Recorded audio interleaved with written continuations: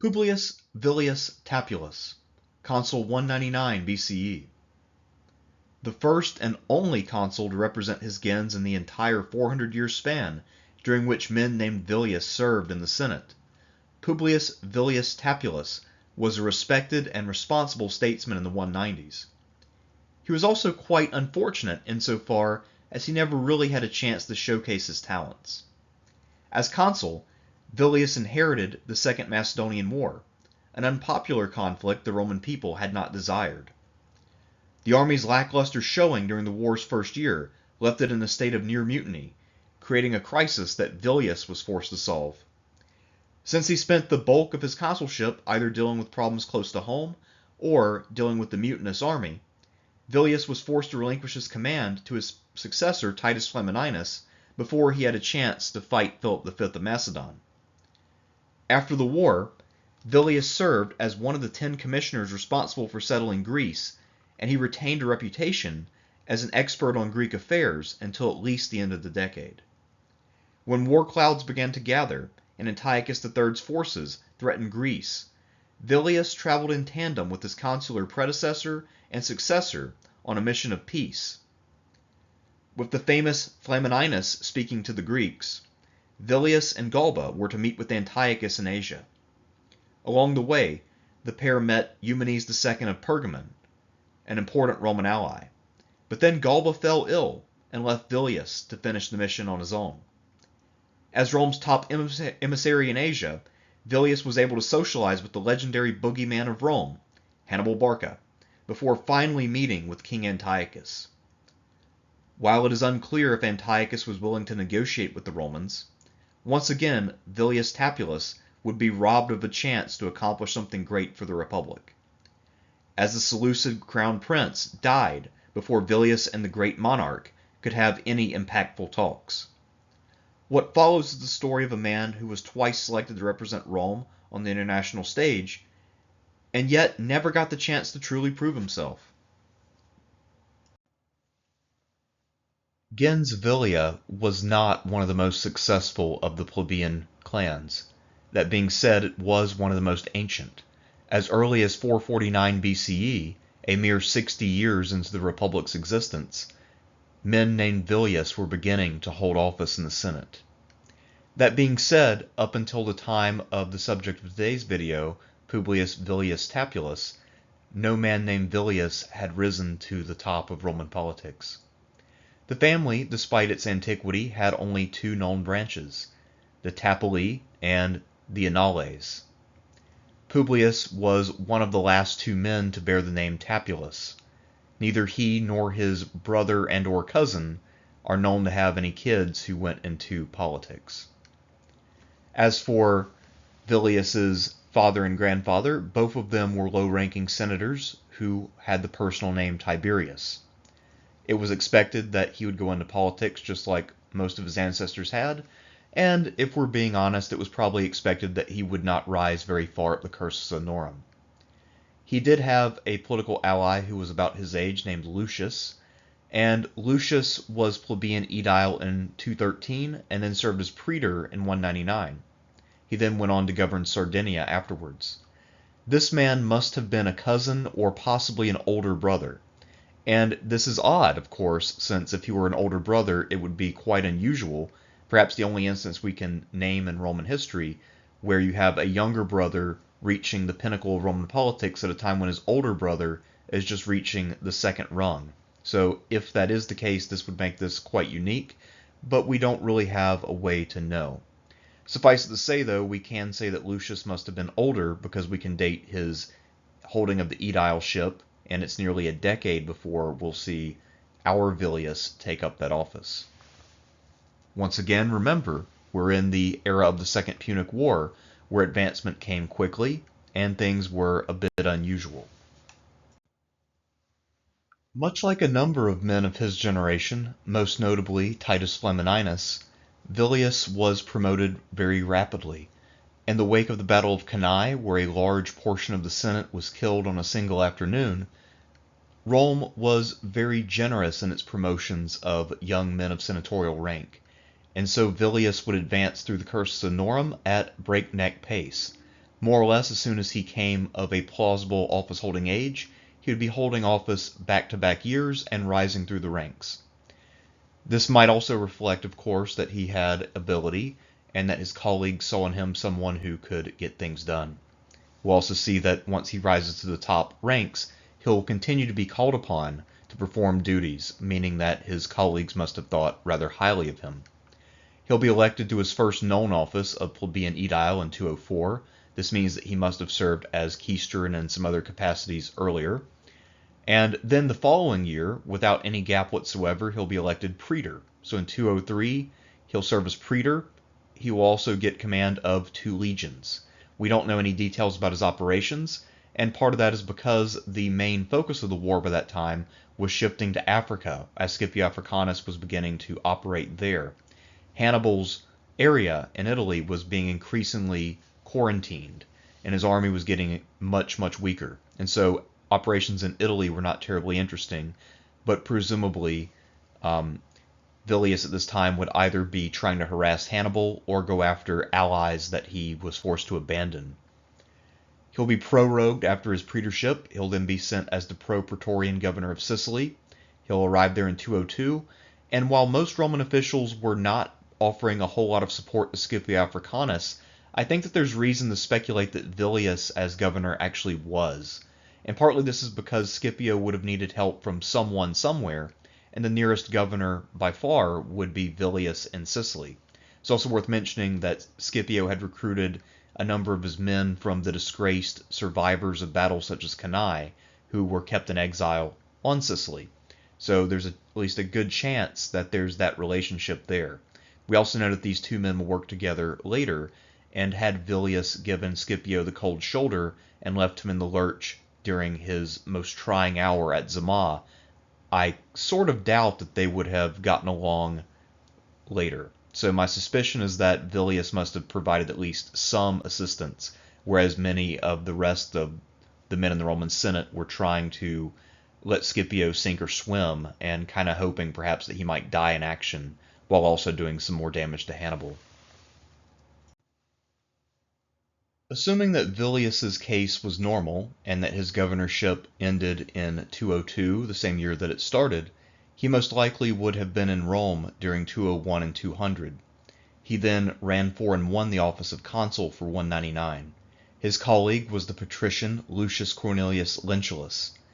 And while the circumstances are not entirely clear, my suspicion is that Lentulus was forced to forego his triumph that he thought he had earned in Iberia, where he had succeeded Scipio, in order to run for and win the consulship.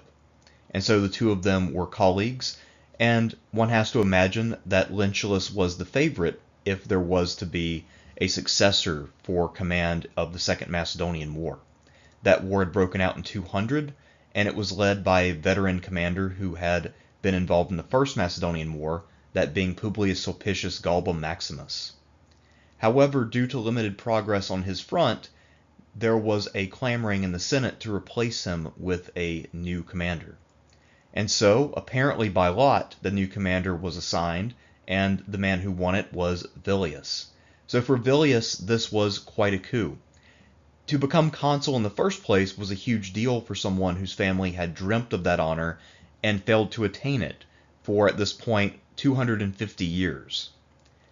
And now, not only would he get to hold that office, but he would get the chance to win everlasting glory by inheriting a war against Philip V of Macedon, a well-established villain in Rome's history.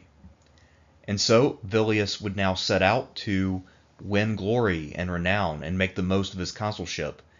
But unfortunately for him, while the gods may have favored him enough to give him this victory in the lottery to win the Macedonian War, his luck was not going to hold, and he would not really get a chance to show what he was made of. Villius was no doubt mildly annoyed when his duties as consul detained him for a few months, and he lost at least a quarter of the year to civilian duties before he was able to make it over and take over command from Galba. When he arrived, he found that this command was not ready for action, because in fact, the army was in a state of mutiny, or at least near mutiny.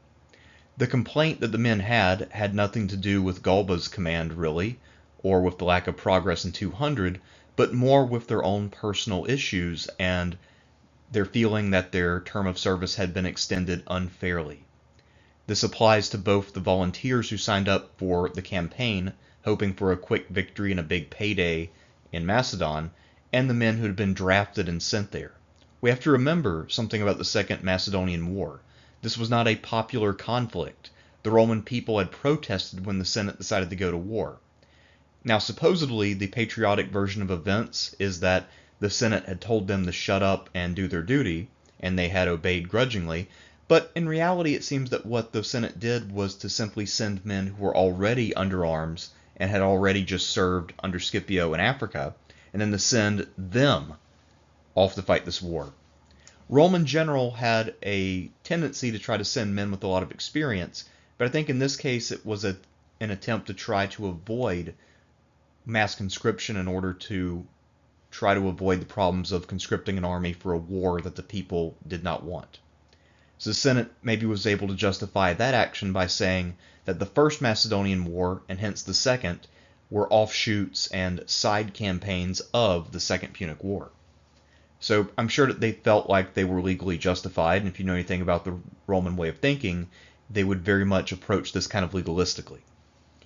Now, as for Villius, he will inherit this problem when it turns out that these soldiers are no more eager to continue the conflict than the potential draftees back in Italy are to be called upon to inherit it. So he had to try to get his men back into order. The only thing he could advocate, and we're not sure exactly what the promise was, but he said that upon his return, and also through his correspondence, that he would advocate vigorously on their behalf, and also that if they wanted to really make sure the Senate was sympathetic to their cause, that it would be better for them to cooperate, and this would show their loyalty to the cause, and perhaps gain them some sympathy if they were to continue to serve loyally despite their known displeasure. Now, there's also a pretty good chance, of course, that a lot of these men were some of the guys who had been more or less exiled for cowardice at Cannae and a few other battles where Hannibal wiped out an army. So perhaps some of these men were still kind of low-key being punished for defeats from a decade plus prior. So perhaps Villius is saying that if they continue to do their penance, then maybe the Senate will finally relent and officially forgive them for having the misfortune to have served under bad commanders in the past. Thus, Villius, using his tact and diplomatic talent, was able to avert disaster. He even got his men to agree to embark upon a campaign for 199. He deployed his men out of Corcyra where they were wintered, and now began to try to find a way to get at Philip. Philip V of Macedon and one of his generals, Athenagoras, had both deployed troops in the immediate vicinity of the mainland near Corcyra, and the point of their deployment was to block any kind of Roman invasion of Macedon. The fact that they took up defensive positions also shows us that Philip was casualty conscious. Macedon didn't have the kind of manpower that Italy had, and also the Macedonian army was one which relied upon specialized units, so casualties were very difficult to make good, unlike with the Roman army, where it was a mass conscript army, and most of the men in it had largely the same skills. As for the two potential approaches, there was a long way that went through the mountains, and this apparently was what Galba had used back in 200. There was also a shorter but better defended route, and Villius and his legates would spend an entire week or so planning and scouting. But then, at this time, he was informed that all of his preparations were largely meaningless because his replacement, Titus Flamininus, was already at Corcyra and would be there imminently to take up command of the army. So, in all likelihood, this means that Villius's command was already over, and the only thing that he really accomplished was to get the army back in the field and do some scouting work. But ultimately, the campaign would be left in other, more famous hands. That being said, there actually is an alternative account of his time in command, and while this account is not very credible, it's damn interesting. So let's go ahead and look at it. Our source for Villius's campaign is the Roman historian Livy, who lived in the time of Augustus. For the most part, Livy was not really the kind of guy to list his sources. But once in a while, if a story was sufficiently ridiculous that he wanted to make sure his reader understood that he didn't necessarily agree with it, but that he was just relaying it for the purpose of completion or entertainment, he would talk about his sources. And he tells us that while all of his Greek and Latin sources said the same thing about Villius that we just talked about, there was one source, the Roman writer Valerius Antius, who had a different version of events. In his version, the cartoonish, muscle-bound Villius promised that if he were rewarded with success, he would build a grand temple to Jupiter to celebrate. Then, our hero Villius boldly marched along the banks of the Ouse River. He managed to give Philip V the slip, and then he was able to bridge the river and then attack the Macedonian camp from an unexpected direction. So perhaps he found a ford somewhere, made it across the river, and attacked from the flank or the rear. And during this battle, not only did Villius catch Philip V flat-footed on his own ground, but he managed to cut down 12,000 men in battle, take 2,200 prisoners, capture 230 horses, and 132 battle standards. Given that Philip's army in total was probably only about 40 to 50,000 men, this would be a pretty devastating, almost war-ending defeat. And certainly it would qualify for a triumph. You only needed to kill 5,000 men in action to win a triumph. And yet, no other source mentions it, and we don't see Villius's name on the fasti for triumphs. So what I'm telling you is that Livy is correct to be skeptical, because this absolutely did not happen. But it's interesting, isn't it? Unless one opts to believe the account of Valerius Antius, Villius's time in command was a bit anticlimactic. He was not really able to do anything memorable. However, he did his job competently enough. He found an army that was in a state of mutiny and got it back into battle order. His successor, Titus Flamininus, was able to then take that army and defeat Philip V. So Flamininus assumed command in March of 198, and then 15 months later he finally encountered Philip V in a pitched battle at Cynocephaly, where he managed to emerge victorious and end the war in a day. So after Cynocephaly, there was a need for a peace commission. The Romans were going to make arrangements with the many powers of Greece to make sure that the peace would be lasting. And so, as 10 commissioners were sent, among them was none other than Villius, a man who had just been in Greece and was familiar with the problems there. He also went with his predecessor, Galba Maximus. As for the commissioners, the issues that they had to deal with were often minor ones. For instance, would the city of Pylos, which was mostly a ruin and the supposed site of King Nestor from the Iliad, would this go to the Achaean League, or would it go to the Messenians, the people who had once been the Helots of Sparta? Of course, for the Romans, these issues were of no great consequence. Now, many of them were classically educated and probably had some opinions about Greek history, but for the most part, these were not things that were going to either get them elected back in Rome or really affect them in any material way. So these were fairly light issues, but by this time, Villius was starting to establish himself as something of a go-to expert on all matters Greek, a role that would get him several more appointments in the future. Since Villius and the other commissioners, especially Galba Maximus, were so crucial to Flamininus' settlement of 196 and to its later enforcement over the next several years, I think it's worth mentioning exactly what that settlement entailed and what Rome's policy actually was. It's worth noting that the Romans actually did not want to establish a permanent presence in the Greek world. They did not think that they had the resources to continue to maintain a permanent presence there or to create provinces in Greece. Now, obviously, their attitude would change later, but this is also after they've had decades to recover from the Second Punic War and all of the casualties from that conflict. But in 196, their main goal was simply to create a buffer between themselves and the resurgent power of the Seleucid Empire under Antiochus III. And so the settlement of 196, in many ways, was a kind of warning to Antiochus III. Flamininus delivered a Greek freedom speech where he promised that the Greeks would remain free, and this was delivered at the 196 Olympics, which was an international festival. And the purpose of delivering that oration at the 196 Olympics is because he knew that a report of it would get back to Antiochus the Great. And it was understood that if the Seleucids were to enter Europe, that the Romans would intervene to keep the Greeks free of the Seleucids. So in many ways, all Flamininus was calling for is for the Seleucid Empire to be confined to Asia. That being said, even by the time that he delivered the speech, Antiochus was just about to encroach on Thrace. Now, when it came to this policy being adopted by the Greeks, most of the Greeks also wanted to keep Antiochus away.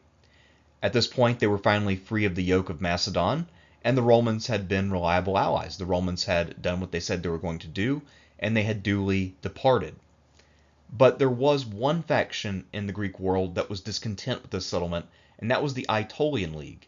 Now, during the First Macedonian War, the Aetolians had effectively been a meat shield for the Roman Republic. And now they were bitter about that because they hadn't been adequately rewarded as they saw it, and so to get their revenge on the Romans, they decided to violate Rome's settlement by inviting Antiochus into the Greek world. To be fair, when I say invited him in, they declared war on the other Greeks and then asked Antiochus to come in and help them. And Antiochus took the bait because he knew that if he didn't, that the other Greeks and possibly the Romans too would jump in and his one ally in the Greek world would be wiped out. So Antiochus took the opportunity and entered the Greek world with about 10,000 men. The Romans, of course, reacted as they had promised. And so now we're entering the Roman-Seleucid War by the time we get to 192. Let's backtrack a bit to 193, before the war broke out. For once, the Romans actually did not want a war. Even the men in the Senate were eager to avoid a conflict, and in fact, the Senate specifically sent Titus Flamininus, Villius Tappulus, and Galba Maximus, among others, to go and try to talk this out. They wanted to keep Antiochus out of Europe, and they also were concerned for the safety and security of the kingdom of Pergamon. Now, back during the Second Macedonian War, Pergamon, which was mostly under the leadership of Attalus, had been a staunch ally. Attalus had also aided them during the First Macedonian War, and his successor Eumenes II Soter had decided to continue that policy. And so Rome thought that the Attalid kingdom would be an excellent ally and would continue to be valuable, and so they wanted to make sure that King Eumenes was happy. So Galba and Villius, the two former consuls who had commanded men during the last war, both were sent to meet with him at his capital. He wanted, effectively, for the Romans to simply declare war and push Antiochus back. At this time, all of his borders on land were covered by the Seleucids, so he felt especially threatened, and now that Antiochus was also building a fleet, he knew that he would be especially cut off. But that was not what Rome was here to do. They were here merely to keep Antiochus out of Europe. At this time, Galba fell ill, and so he stayed behind with Eumenes, and Villius moved on to the city of Ephesus. And his mission was to meet with the famous king of the Seleucids, Antiochus, who, after a few decades on the throne, had achieved more than anyone since Seleucus I himself. But instead, what he would find is that Seleucus had a new general, actually an old face to the Romans, and this would be the one-eyed Punic commander Hannibal Barca. So Villius, like all Romans, had feared when he heard that Antiochus had hired Hannibal as a general, but at the same time we have to remember that Hannibal was an exile, and so it was perfectly legal to hire him as a mercenary. And in many ways, perhaps this was a move to try to make the Romans make concessions, because Antiochus was almost certainly aware that the Romans would distrust Hannibal and fear him. Villius, perhaps cannily, used his time in Ephesus to meet on multiple occasions with Hannibal. And it's possible that the two of them actually had met during the war. It was not unknown for the Romans to hold meetings with Hannibal during the war to exchange prisoners or what have you. and Hannibal also was fluent in Greek, as were most of the Roman aristocrats, so they might have had some mutual contacts. At any rate, the two of them had several meetings and apparently got along pretty well. Now, what was the purpose of all this, you might ask? Well, for once, Livy has a really good insight, and he thinks that Villius was so friendly towards Rome's oldest enemy precisely because he wanted to make sure that Antiochus would hear of how chummy Hannibal had been with the Romans, and that he would start to suspect the great general's loyalty. And in the event, Hannibal will not be very well utilized during the Roman-Seleucid War. He's going to be put to work as a fleet commander, even though all of his experience and his military genius was for land warfare. So perhaps Villius was quite wise to do what he did, and his meetings with Hannibal might have actually been brilliant. So while he was seemingly just making small talk or reminiscing about the war, he might have actually been achieving one of Rome's most important goals, which was to sideline Hannibal. Having satisfied his curiosity about Rome's most infamous enemy, Villius moved on to the city of Apamea. Here he received word that Antiochus the Great would be arriving soon, and that the two of them could meet to hash things out. This was going to be a momentous occasion, and it would be the greatest opportunity that Villius would have for some kind of lasting fame. If he were to hash things out with Antiochus, this could set up a coexistence between Rome and the Seleucids that could potentially last for a while. Rome at this time was still not interested in Eastern adventures that they didn't need to have. They just wanted to make sure that Pergamon was safe, and they wanted to keep Antiochus out of Greece, but aside from that, they were content to let Antiochus do whatever he wanted out east. This was none of their concern at this point. As for Antiochus, he had a sprawling empire, and many parts of it were recently reacquired due to his efforts, meaning that they weren't well settled. So he also had to be concerned about trying to fight a war with a power on Rome's level. And because the two of them didn't have that many overlapping interests, it wouldn't be that hard for them to come up with a reasonable compromise.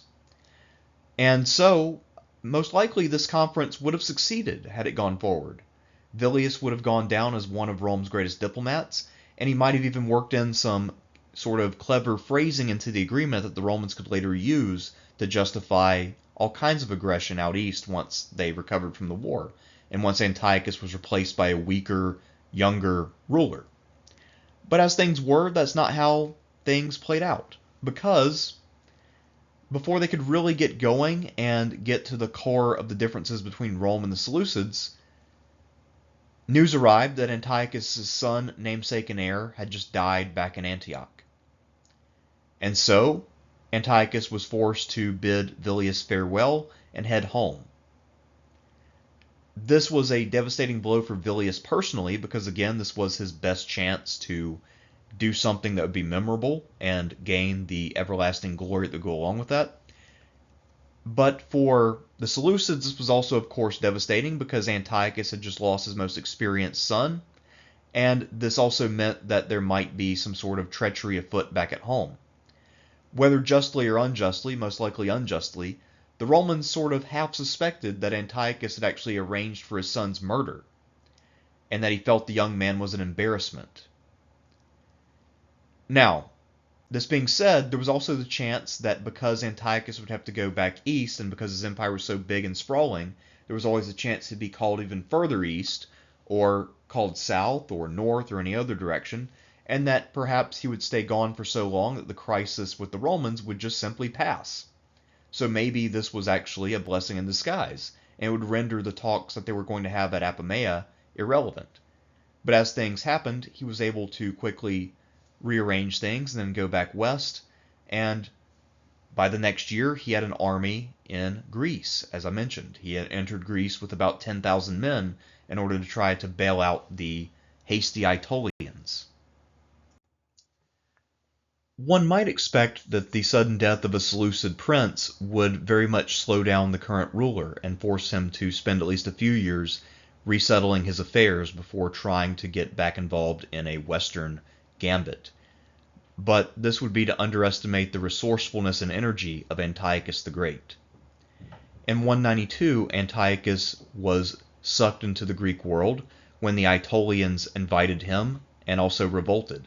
He knew that if he didn't reinforce them, that they would be crushed by their enemies, and then his only real ally in the Greek world would be gone, which would make getting into Greece and finding a safe landing spot much harder. Not only that, but he would then have no real allies to call upon. So, knowing that this was his last opportunity to really take Greece before it would have to be conquered by a mass-scale invasion, he decided to take a bold route. He crossed over by sea with 10,000 men, and hoped that his sheer audacity would be enough to overcome the potential overwhelming by numbers that he might encounter if the Romans actually intervened. So most likely, due to his talks with Villius earlier, he was convinced that the Romans weren't actually interested in intervening. And so the thought was, if I simply act quickly enough and then present this as just simply an accomplished feat, the Romans will back off because they don't want to get involved again. And perhaps he also thought that if worse came to worse, he could get Philip to renege on his agreement with the Romans and join forces, and that the Romans wouldn't want to try conclusions with both the Seleucids and Macedonians at the same time. But as it was, Philip had no interest in trying the Romans again, and so he refused flatly to intervene. And so Antiochus finds himself with a small army and his Aetolian allies. He's not having people flock to his banner the way he might have hoped, but there's still a way out, because the Romans are now sending their top team of diplomats, including Villius, his predecessor Galba Maximus, and his successor Titus Flamininus, along with Gnaeus Octavius. And this is kind of the dream team if you're trying to prevent a war, because these are the Greek experts in Rome. And yet, these talks wouldn't amount to anything. Why, you might ask? Two reasons. One, the die was already cast. Antiochus and his army were already in the Greek world, and to retreat at this point would be to acknowledge, at least in the minds of most other people, that Rome was superior. The Romans did claim that they ordered him to leave, and he did. So his prestige demanded that he remain where he was. The other factor to take under consideration is that Antiochus was the most successful Hellenistic ruler since Seleucus I, the founder of his dynasty. And because of that, he had a very obvious goal: to reunify all of Alexander's former holdings. And up to this point, he was on the cusp of doing that. He had taken Kili, Syria, from the Ptolemies. This was basically Palestine, or South Syria, and this meant that the Ptolemies were now largely confined to Egypt proper. They also were in terrible shape, so it wouldn't be that hard to take them. And as for the Greek world, Macedon under the Antigonids just got weakened by the Romans, and so there was no real power there.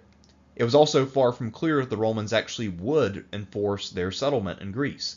They had not really exactly made ironclad promises. They had just made some sort of veiled threats. So Antiochus thought that perhaps the Romans would be willing to overlook this if he assured them that he was not going to go to Italy. But having just endured the Second Punic War, the Romans didn't really want a strong, active, enterprising neighbor, especially one who now had as an employee Hannibal Barca. And so these talks failed to go anywhere. The war broke out in 192, and then a consular army under the command of the consul Glabrio squared off with Antiochus at the Battle of Thermopylae, and the Romans managed to emerge victorious. From there, the Romans would of course invade Asia and defeat Antiochus. But that's a different story for a different day, since that involves men like Glabrio, Cato the Elder, and Scipio Africanus' younger brother, Scipio Asiaticus. So we'll return to those stories when it becomes appropriate. When we consider the ultimate legacy of Publius Villius Tappulus, it might be easy to say that he was never quite at the right place, that he always was just missing out on the action, and that ultimately he is a forgettable figure. But I think that actually is to ignore this man's significance. For starters, just by default, the fact that this man achieved the consulship for the first time in his family's history after 250 years of Senate membership is quite an achievement by any standard.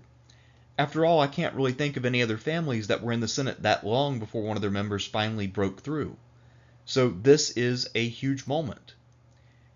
He also really didn't have a defining moment the way that many other men who rose in a meteoric fashion did. So he seems to have been another man of great ability from that generation of the late Second Punic War, kind of like another Gaius Claudius Nero or Scipio Africanus or Titus Flamininus, but he doesn't really have that defining moment because it was denied him. He never got a chance to try conclusions with Philip V, for instance. And while he got to meet with Hannibal and meet with Antiochus III, he never really got to do anything that we can really name as an event. He didn't have a famous treaty. None of those things happened for him. And in general, most of the work he does is pretty unglamorous. And yet, it's still important for helping the Romans to prevail in the Second Macedonian War, so he'll end the mutiny and get the army back on track for Titus Flamininus.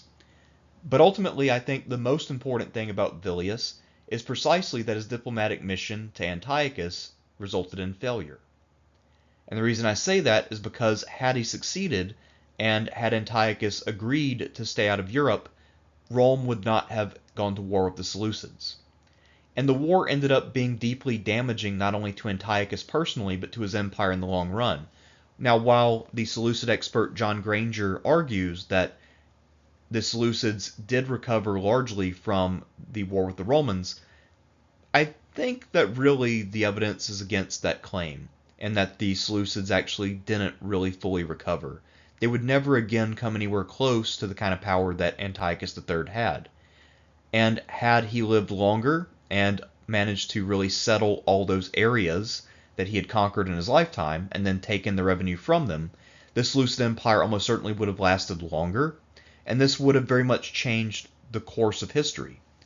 As it was, with Antiochus III defeated, the Romans created a power vacuum in the eastern Mediterranean, and the Seleucids probably could have, in theory, made a comeback and still been that great rival out east, but they didn't.